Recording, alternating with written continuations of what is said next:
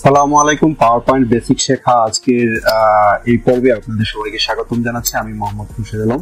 আজকে আমি আপনাদের দেখাবো আপনার স্লাইডে কিভাবে পিকচার ইনসার্ট করবেন এবং সেই পিকচারকে বিভিন্নভাবে আপনি ফরম্যাট করবেন এবং ক্রপ করবেন।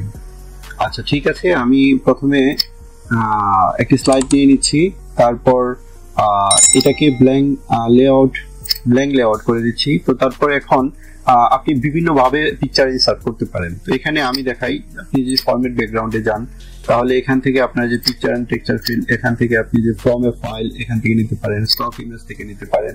ফ্রম এ ফাইল হচ্ছে আপনার নিজের কম্পিউটার থেকে আপনি ইনস্টল করতে নিতে পারবেন। আর স্টক ইমেজ দেন তাহলে এটা আপনার বিভিন্ন ধরনের ইমেজ আছে, এখান থেকে আপনি যে কোনোটা ইচ্ছা করলে নিতে পারেন, যে কোনোটা আপনি এখান থেকে ইউজ করতে পারবেন। ধরেন এটা নিলাম আমি, ইনসার্ট, যেখানে চলে আসবে, একটু দেরি হবে। দেখেন এখানে কিন্তু চলে আসছে, কিন্তু পিকচারটা আপনার হাই কোয়ালিটির, যার জন্য পুরোটা আসে নাই। এর পুরোটা আসছে কিন্তু আপনার এখানে যে বাইরে চলে গেছে। তো সেজন্য আপনি যদি এটাকে এরকম করে রাখেন তাহলে কিন্তু এটা আপনার হবে না। এটা আছে, যাই হোক আমি দেখাচ্ছি আবার। এখান থেকে আপনি ধরেন এটা নিলেন অথবা এটা নিলেন, দেখেন ব্যাকগ্রাউন্ড হিসেবে এটা অ্যাড হয়ে গেল। তো এইভাবে আপনার নেওয়া যায়। তারপরে আপনার আরো সিস্টেম আছে, আপনাকে দেখাই আমি। এখানে আপনি যদি এটা একটা শেপ নেন, তো এখন এই শেপের ধরেন এটা এই যে এখানে ক্লিক করবেন, শেপ ফরম্যাটে গিয়ে এই যে এখানে ক্লিক করবেন। ক্লিক করার পরে এখান থেকে ধরেন পিকচার টেক্সচার ফিল্ড এখান থেকে নেওয়া যাবে, স্টক ইমেজ ধরেন এটা নিলাম, একটু সময় লাগবে, এই যে চলে আসছে। তো এই হচ্ছে বিষয়। তারপরে আপনার আর কি দেখানো যায়, ধরেন আমি এটা ডিলিট করে দিলাম। আমি এখানে ইনসার্টে গিয়ে আপনার যে পিকচার আছে দিস ডিভাইস থেকে আমি ইচ্ছা করলে, আমার যদিও এখানে কোনো পিকচার নাই, আমার কম্পিউটারে কোনো পিকচার নাই, তো আমি সাধারণত অনলাইন থেকে ডাউনলোড করে নেই। যেমন এখানে স্টক ইমেজ থেকে নেই অথবা পিকচার ইমেজ এখান থেকেও নেওয়া যায়। ধরেন আমি এয়ারপ্লেনের একটা ছবি নিব, এই ধরেন এই যে এটা নিলাম, এই যে দেখেন এটা কিন্তু এখানে চলে আসছে। এটাকে আমি ইচ্ছা করলে আমার মন মতো সাইজ করে নিতে পারবো।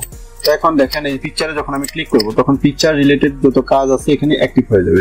যেমন এখানে আছে যে রিমুভ ব্যাকগ্রাউন্ড, তো এখান থেকে আপনি চাইলে ব্যাকগ্রাউন্ড রিমুভ করতে পারেন। তারপরে দেখেন ঠিক চেঞ্জেস দিলে দেখেন ব্যাকগ্রাউন্ড কিন্তু রিমুভ হয়ে গেছে। তারপরে আপনার কারেকশন করতে পারেন, এখানে গিয়ে আপনি ধরেন কালার কারেকশন এই যে এরকম করে নিতে পারবেন। তারপরে যে এখানে আরো আছে কালার আছে, ধরুন অন্য কালার আপনার স্লাইড অনুযায়ী, আপনার স্লাইডে ঠিক যেরকম লাগবে আপনি ঠিক ওরকমই করে নিতে পারবেন। তো তারপরে এখানে আপনার আছে যে আর্টিস্টিক ডিজাইন, এখানে বিভিন্ন ধরনের ডিজাইন আছে, আপনি এগুলো অ্যাপ্লাই করতে পারবেন। আমি একটু ডার্ক করে দিচ্ছি। তারপরে এখান থেকে ট্রান্সপারেন্সি কমানো বাড়ানো যায়। তো নিজস্ব আপনার এই যেমন কাস্টম, এভাবে আপনি ট্রান্সপারেন্সি বাড়াইতে কমাইতে পারবেন। তো তারপরে আর কি করা যায়, ধরেন আপনি কালার কারেকশন আপনার মন মতো করতে পারেন। মোড ভেরিয়েন্ট থেকে গিয়ে দেখেন আমি এই ধরনের কালার দিলাম, এই ধরনের কালারে চলে আসলো। তারপরে আপনার যে পিকচার এখানে গিয়ে আপনার বিভিন্ন শেপে কনভার্ট করতে পারবেন। তাহলে এই শেপে আমি কনভার্ট করে নিলাম। এখন এই পিকচারের বর্ডার ধরেন এই যে কালারের বর্ডার দিলাম। তারপরে আর কি দেওয়া যায়, পিকচার ইফেক্ট, এই যে এখানে শ্যাডো দিতে পারবেন। ধরেন আমি এই যে এই ধরনের একটা শ্যাডো দিলাম। এখন এখানে যে এখানে তিন আছে, এখানে ক্লিক করেন, এই যে এখানে শ্যাডোতে গিয়ে আপনি যেটা দিবেন এটাকে সিলেক্ট করে নেবেন।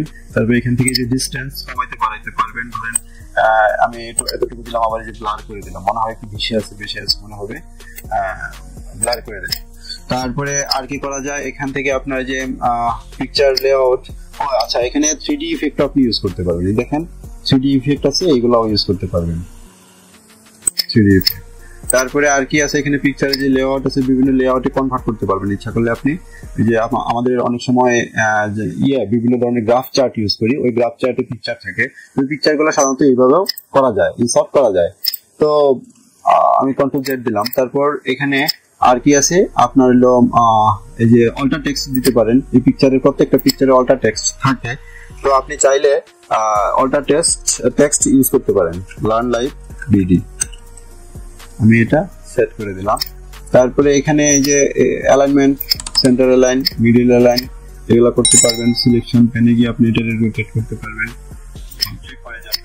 তারপরে এখানে আপনার ক্রপ করতে পারবেন। ধরেন এই যে পিকচারটা আমি যদি ক্রপ করি, এইভাবে ক্রপ করে নিলাম, এভাবে আমি চাচ্ছি শুধুমাত্র এইটুকু দেখাবে, ক্রপ করে দিলাম।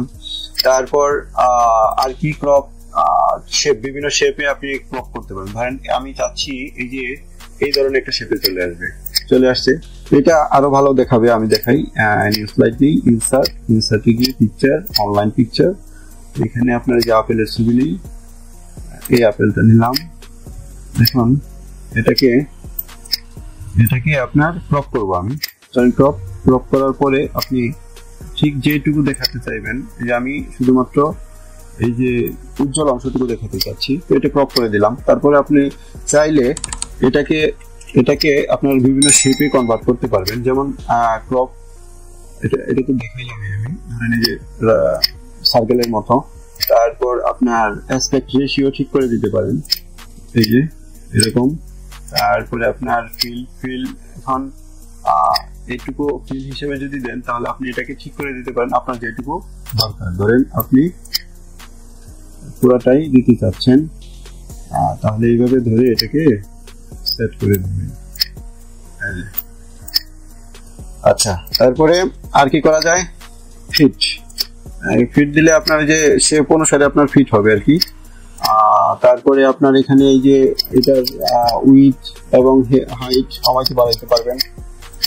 তো এই আজকের ভিডিওর বিষয়বস্তু মূলত ছিল যে আপনি পিকচার কিভাবে ইনসার্ট করবেন এবং এটাকে বিভিন্নভাবে আপনি কিভাবে ক্রপ করবেন। তো সেটা আমি আপনাদের দেখাইলাম। তো পরবর্তী ভিডিও দেখার আমন্ত্রণ জানিয়ে আজকের মতো এখানেই শেষ করছি। আল্লাহ হাফেজ।